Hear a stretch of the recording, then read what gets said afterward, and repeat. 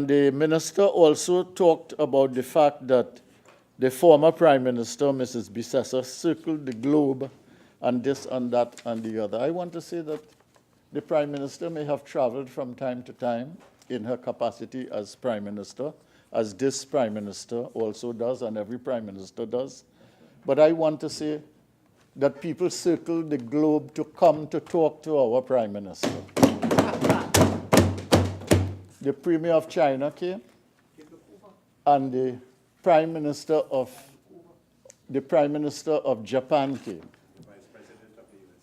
and the Vice President of the US. And out of the visit of the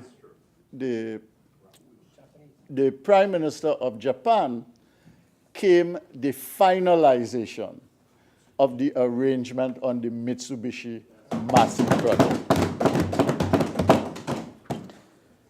I want to deal with one matter which was raised by the Minister of Public Administration on Friday, and that is the CSO. I'll be very brief on it because the Minister of Public Administration talked about some CSO workers going home during my watch. I think it was in 2013.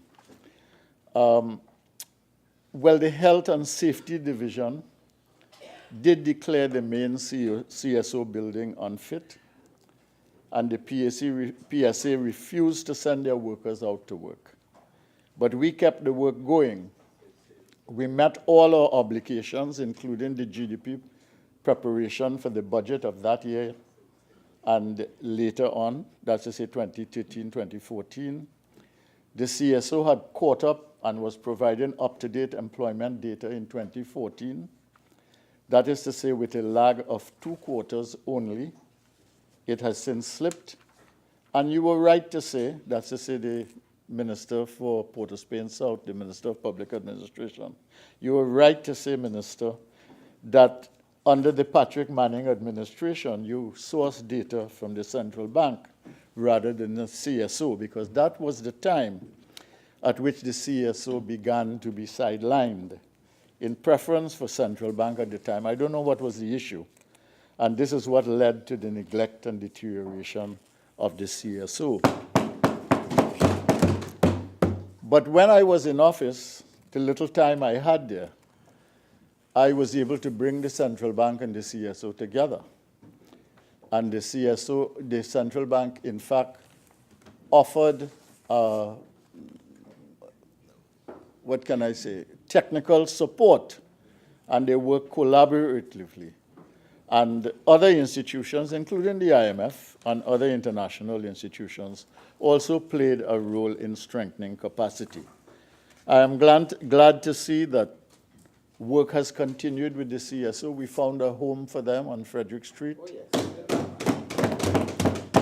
And they were supposed to be all in one place. I don't know if that has happened yet, but the idea was to give the CSO a home, make it stable, make sure it worked for the country, because that's what it's working for, and to make sure that the work of the country was being done and that we had the statistical basis to make policy and to make decisions.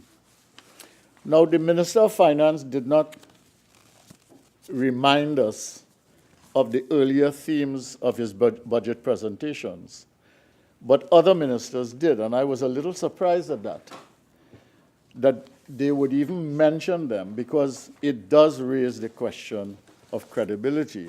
The Minister of Finance only mentioned the theme of this budget. And the reason why I say that is because, you see, the theme in 2016 was restoring confidence, rebuilding trust. Let us do this together.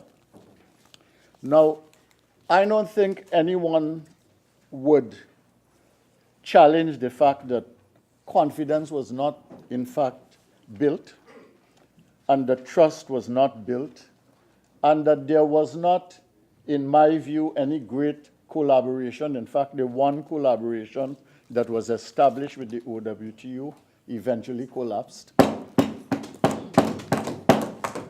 And I don't think there is any credibility to the theme of the 2016 budget. The 2017 budget shaping a brighter future, a blueprint for transformation and growth. That also, what brighter future? A blueprint for transformation and growth. Where is the growth? Where is the transformation that has taken place or that took place under the 2017 budget fiscal measures? And 2018, changing the paradigm, putting the economy on a sustainable path. I want to say whether the figures are true or they are not true.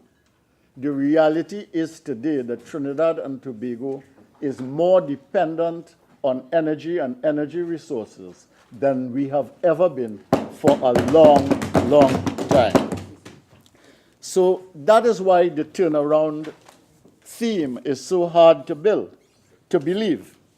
All right, not just because people are complaining and because there's pressure everywhere, but because the 1.9% projection belies the projection of the central bank and of the IMF, and neither the central bank nor the IMF or the Minister of Finance in his budget speech, neither of the three, not the Minister of Finance, not the IMF, not the central bank, none